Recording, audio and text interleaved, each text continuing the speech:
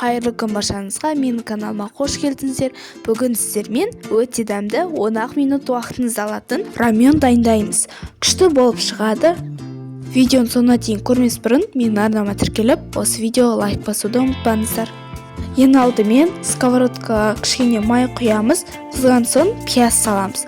Салмаса да болады, қуырамыз енді. Одан кейін сосисканы да салып қуырамыз.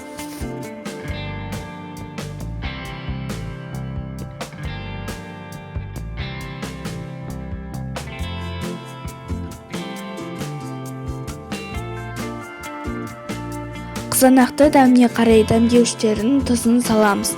Жақсылап қуырып араластырамыз.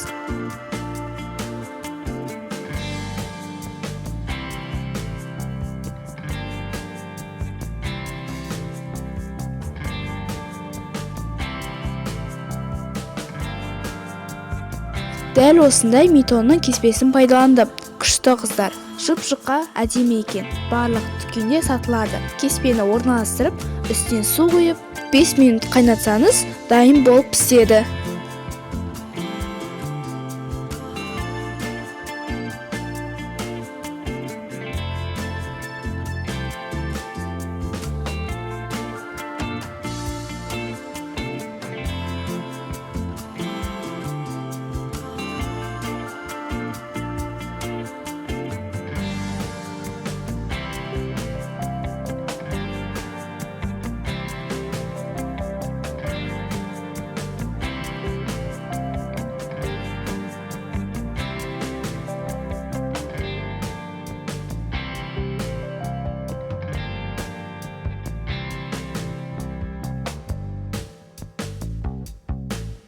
Пісуге жақын қалғанда бетіне жұмыртқа құйдым, барлығы толық пісті.